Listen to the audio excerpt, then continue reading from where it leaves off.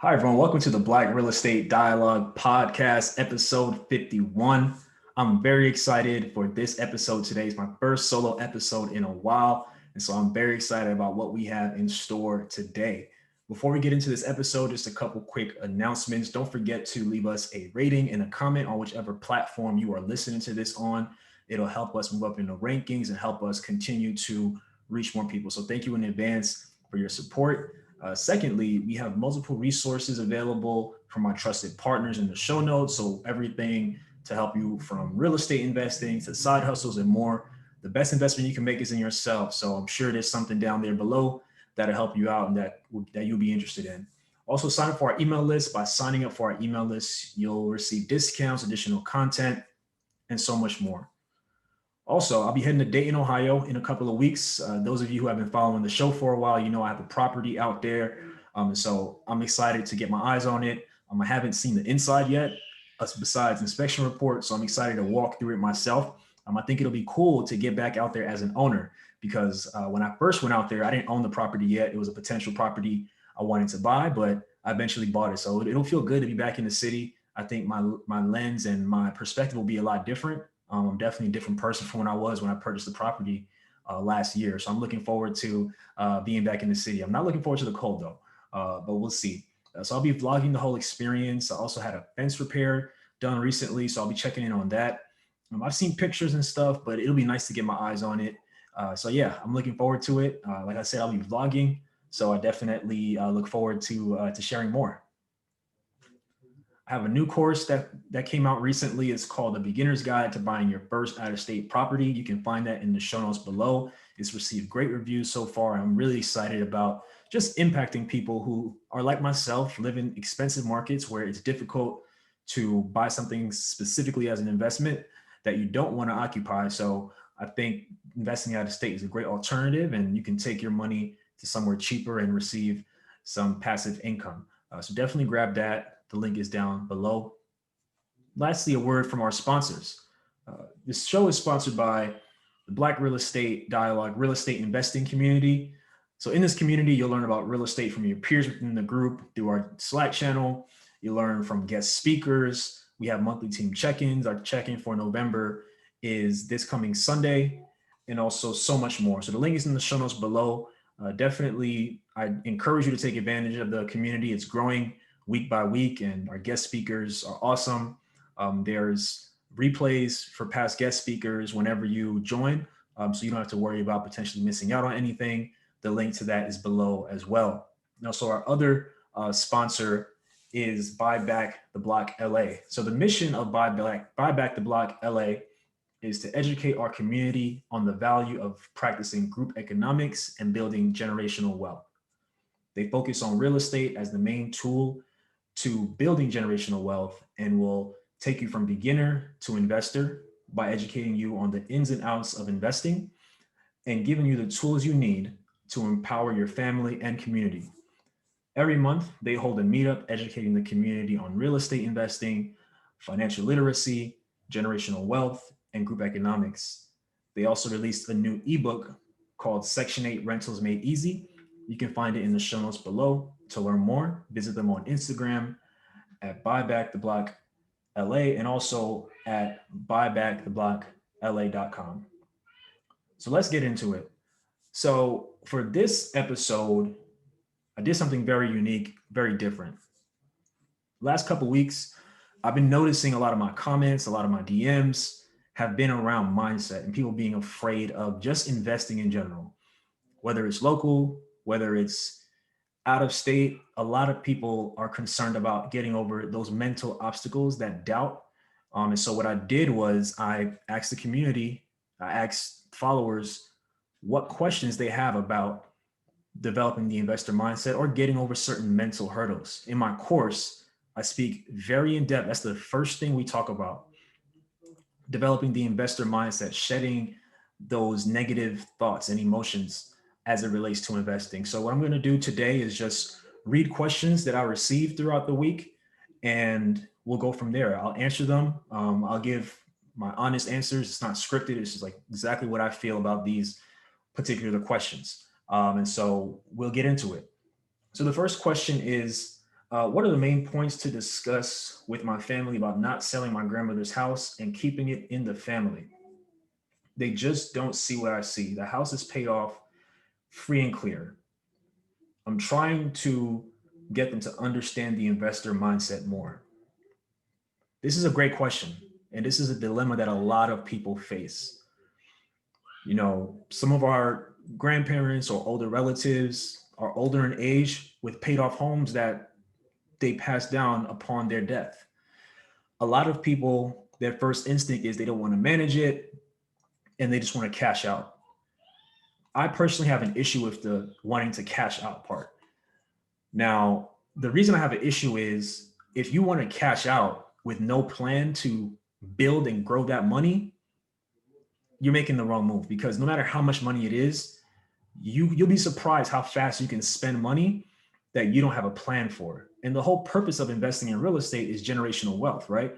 So my thing is if the house is sold, some of the money, in my opinion, should go to an asset that can stay within the family. So whether it's a business or something, because just having cash in your hand is not really a good thing. So what I would recommend to you is just speak to your family. Okay, what do you want to sell the house and do what with the money? What is your plan to keep that money growing and to keep that money invested? Or are you just going to go on vacation? So that would be my first thing, my first recommendation to you. My first recommendation would be ask them what they want to do with the money. And then also, I would talk if it's an issue of who doesn't want to manage it, you can find a property management company and rent it out and figure out how to split the profits among the heirs and those who are listed to receive the property. I don't know if it's one person, it just depends.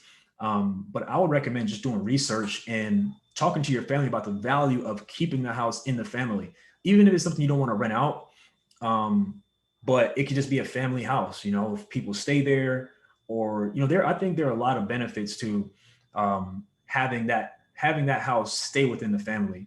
If you sell and just cash out with no plan for the money's most likely just going to be blown on things that are liabilities.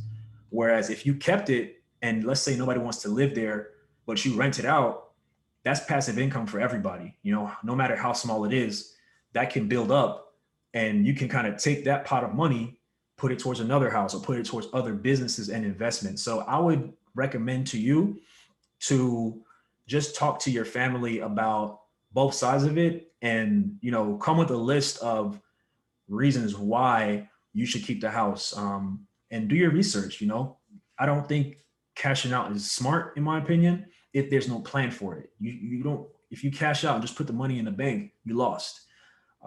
So that's what I would say to you. The second question is, what are your thoughts on angel investing with real estate? That's something I've thought about. So angel investing in real estate, I think this person means things such as Fundrise, where it's almost like crowdfunding. So there's a project, let's say there's like a condo, you can own a very small part of it. You can order shares and things of that nature. So one website I know like that is Fundrise. And Tony actually Tony's the one who submitted this. She sent me something else called Invest Republic. So it's similar. You just buy a small part of a project. I don't have a problem with things like that. I think it's good to get exposure to learn how these things work. It may not necessarily, if you only have a very small stake, it may not necessarily make you that money, but it can teach you a lot of things. So I would say, if it's somewhere on one of these websites where you can also learn as well and, make dividends or whatever, I don't think it hurts. Not everybody wants to necessarily have like ownership of a house that they manage and things of that nature. So I think that's fine. I think it's cool. I have friends who use Fundrise. If you want to diversify a little bit and get into it, I don't see a problem with it. The way I see it is it's still investing. It's still investing. I don't have a problem with that. I don't have a problem with REITs as well, or real estate investment trusts. Those are good too. Other ways to own real estate without actively managing it. And so, if that's the route you want to go, I would say just build up slowly. And, over the long term, it should hopefully provide some good passive income to you. But again, not everyone wants to be a landlord, which is fine, but you can still invest in real estate in with crowdfunding, things of that nature, the angel investing, as she alluded to, or you can start investing in real estate investment trust. This is a really good one. Can you address taking the initial leap into getting into ownership? The first step is often the hardest. Yeah, I mean, I started from zero. I live in California. I'm from Brooklyn, New York originally, but I wanted to invest out of state. I didn't know anybody. Like I looked at my phone. There's nobody I can call who has lived in one state and invested in a whole nother state. And so I had to just do research. I was on Bigger Pockets a lot. I was hitting people up and just really reaching out and trying to get answers. So I learned as much as I could about investing out of state. But it's a big reason I created my course. I know what it's like to not have that support, to not have those specific instructions. You're talking about somebody in me who did a year just, Bigger Pockets, listening to podcasts, doing this, doing that, just kind of spinning my wheels until I figured it out. And so, I think the first step is your mindset. You have to believe that it's possible. And it's a big reason why this podcast was created. I wanted to remove the excuses for Black people. So you can't say you don't think it's possible, because we have over 50 episodes of people making it possible, from small scale to large scale, from people with a few units to people with 50, 60 plus units. So it's possible for us to do it. And we've been doing it all over the country. So I would say to curate your content. And what I mean by that is watch the music you listen to. If you're in a podcast, watch the podcast you listen to. Watch what you see on social media. Watch what you see on social media. I have to repeat it for emphasis. And the reason I say that is because there's a lot of negativity. A lot of, if someone is not teaching you something, they're not inspiring you, they're not being positive and uplifting, do not follow them. Hide their profile, block them. I don't care what you have to do. All that stuff goes into your mind, goes into your heart, and you can internalize those kind of things. So I would just focus on looking for inspiration, focus on listening to podcasts like this, going to Black wealth pages, just getting inspiration, looking at wealthy real estate investors from African American history, doing all those things. The first step is your mind. If you can't get your mind set on the fact that it's possible, it's never going to happen for you. So I would recommend starting with the mind. It is a great one. Is it possible to invest in real estate in a way that is socially responsible, like impact investing and largely keeping people in their homes? Yeah, there definitely is. So a lot of people have an impression of like real estate investors as these insensitive people who don't care about anybody. They just want their rent and they just don't care. And this could not be further from the truth. On episode 49, we had a Reginald Jordan who is from Chattanooga, Tennessee. He's built over 400 homes in the hood, in the inner city areas in Chattanooga, Tennessee. He's prospered, but he's done a lot to keep people in their homes. One of the things he mentioned is that anytime he's going to build a home, he makes sure that the elders in that community do not have their property taxes raised. So he works with them to see if the state has assistance, or if they can free assistance to pay, and or if they can freeze the property taxes. He's someone who has prospered and done really very well for himself, but he still cares about people. So that's one thing you can do. And if you have relatives who are up in age, you should see if the government will assist or freeze their property tax. I never heard of it before he mentioned that, but I think that's one thing. So yeah, I mean, it's definitely possible to do that. Also, just because you become a landlord in a particular area, you don't necessarily have to jack up the rent to make a profit. There are plenty of landlords who make a profit but still keep the rent somewhat reasonable and don't just hike it up by like 50, 60% in 1 year.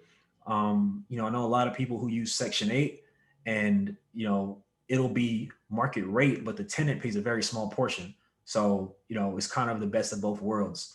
But again, you could also, be a landlord who just keeps the rent the same. Like for me, if my tenant stays, I don't need to increase the rent. If they're paying the rent as it is, then I'm not worried about increasing the rent. That's me personally. I'm not going to go ahead and increase the rent by $300-400. At the end of the day, me personally, I'd rather have a tenant who's continually paying this particular rate that's still giving me the cash flow I want than being greedy and trying to charge top dollar. So I mean, it's not always that simple. It's not always that easy, but there's definitely a way to invest. And I mean, investing in the communities that we're in. If you come in and rehab a house, you bring up the value of that home, but you may also bring up the value of the homes around it. So there's like a negative connotation of people who go in and fix homes in the hood, but who doesn't want to be in a beautiful community where the lawns are manicured, where the homes look good? So you can do that too. Like you buying a property and being good to a tenant and treating them fairly. That's social impact. That's socially responsible investing. You being a good person and not being a jerk. Being stern, of course, but just caring about people. We've had guests who give gift cards to tenants, like if their kids do well or for Christmas. You can do those kind of things too. So I think it's up to you. It's up to you what kind of investor, what kind of landlord you want to be.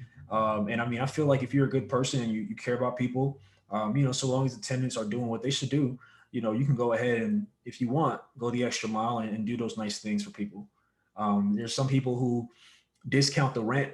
Somebody's paid a whole year on time, they discount the rent for the last month, or I mean, some people just let them get a month free. I'm not saying you have to do that, but there are little things you can do. If you knock off $100 for one of the for December rent or something, that'll mean a lot to people, particularly people who may not always have the means to do everything they want to do. So that's great. Excellent question. Question number 5. How does a person let go of negative comments from family and friends and learn to trust his or her own process to strive for greatness? This is an issue that a lot of us face when trying to become successful in a way that isn't taught or well known. I went through it. What I did, nobody else in my friends or family had done. Nobody bought a rental out of state in a place where they didn't know anybody. Nobody did that. And so somebody has to be the sacrificial lamb, right? And so, I got a lot of crazy comments. People thought I was crazy. People thought I was crazy for doing it. People thought, I didn't know what I was doing. And the thing is, I'm a thorough person, right? I make my decisions very deliberately. I do my due diligence. So I didn't go into this blindly. Mind you, I spent a year. I didn't tell anybody about this. I spent a year studying, meeting people, getting online, going in forums. So I was well informed when I made this decision. So it's going to happen. It's going to happen whenever you do things that people don't understand or is not the norm for your family or for your friends. There's always going to be slander. I wouldn't take it personally. A lot of times it's people's fear coming out as that, or people might project their bad experiences on you unintentionally. So I wouldn't take it personally. And also, you don't need anybody's approval. You don't need your family's approval. You don't need your friends' approval. I mean, it would be great to have, but certain things in life, you have to walk alone and be the trailblazer. You know what I mean? So you'll be inspired by people. So I would worry more about the people that you'll inspire by investing than the people who are going to talk about you or who are going to say, oh, what if the tenants don't pay? Who are going to instill a bunch of fear in you? I would worry more so about the people who support you, the people who will be inspired, because believe it or not, I can't tell you how many people message me that I've inspired them because I have a property and they never thought that was possible. People tell me these things all the time. And that's who I focus on. I focus on those who are inspired by what I'm doing, by the lessons I'm learning. And so that'll be my encouragement to you. It takes some time to get to that point, but at the end of the day in life, you don't need anybody's approval. If you do your due diligence, you feel a passion in your heart and you feel like investing in real estate, investing in this property is what you want to do, you don't need anybody to say yes to you unless you're getting a loan and you need to get stuff lined up with the bank. But on a serious note, don't worry about anybody's approval. Do what you have to do.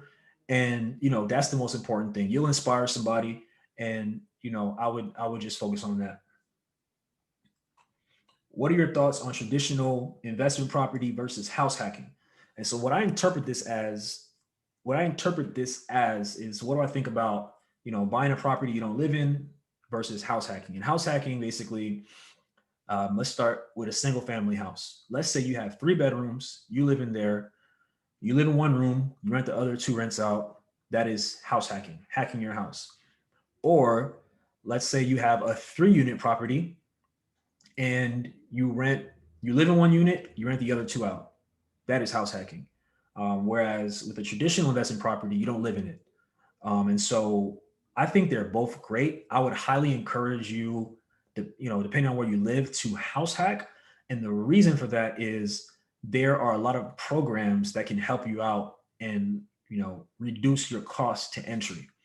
For example, the FHA loan, which allows you to pay as low as 3.5% down on a property, and also the NACA program, NACA, that allows you to pay 0% down on your property. And so a lot of, I've had multiple guests. Like if you follow Mark Jones, he's at Living Rent Free.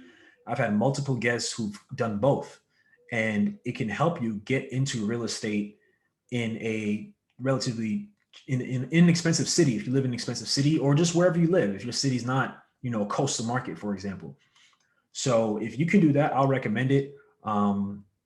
As far as traditional investment property, if you're somebody who maybe is like moving around a lot, perhaps that's something you want to do, whether locally or long distance. If it's long distance, of course, my course can help you out with that. But if it's house hacking, we have stuff in the show notes, different courses in the show notes that can show you how to do that. But I don't think either one is wrong. My thing is just invest, right? Just invest. That's the most important thing. Get your hands on a piece of property, whether it's traditional, whether it's house hacking. But I think a lot of that is dictated by your financial state. So let's say, you're in Los Angeles, right?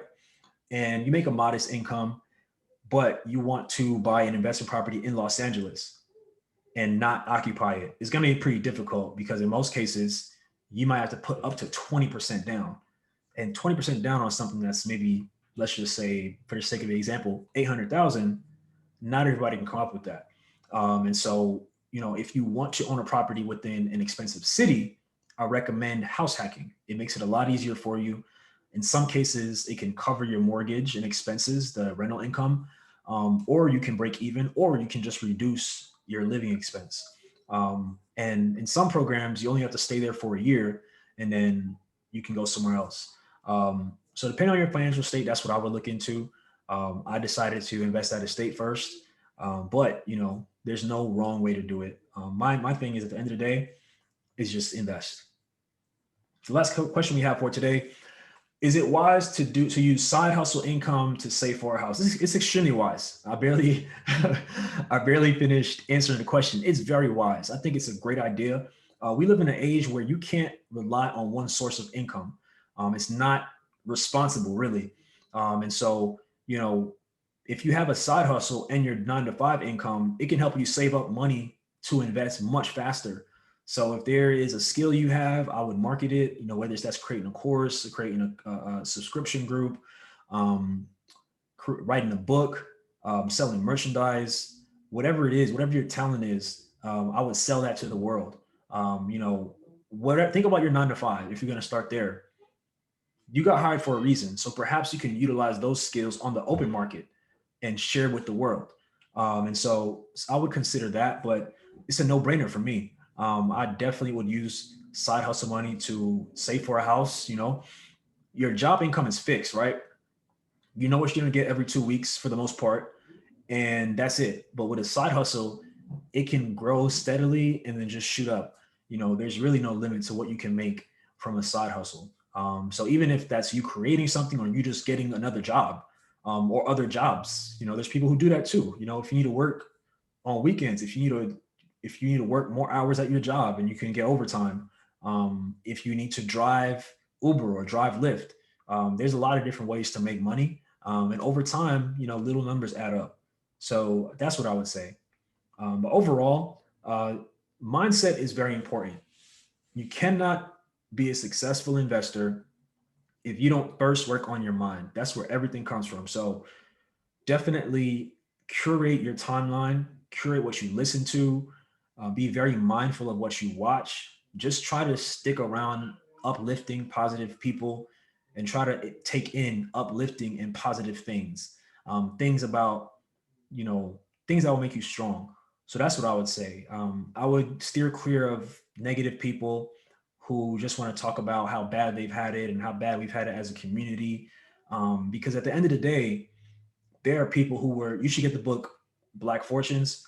There are people who were millionaires directly after slavery, and they had it way harder than us. They went through way more discrimination than us. So, you know, that's just life. That doesn't mean you can't succeed. That doesn't mean you can't build wealth because people did it over 100 years ago. If you read Black Fortunes, it'll change your whole perspective on it, and I believe it will inspire you to know what's possible. Because if people could do it directly after slavery in 2020, there's a whole lot we can do, and this show is here for that, to show you what's possible.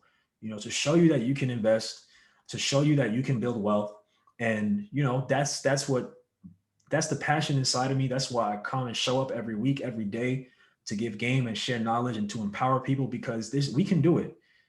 So don't listen to anybody who says we can't do it. If they believe we can't do it, tell them listen to the Black Real Estate Dialogue podcast. Tell them scroll through the Instagram.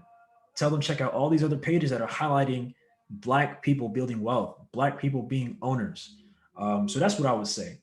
But I really appreciate you all hanging out with me for my solo episode. It's been a while. I look forward to hearing from you all soon. You all be great. Happy investing. If there's anything I can do, you know where to find me. I appreciate it. Take care, everybody.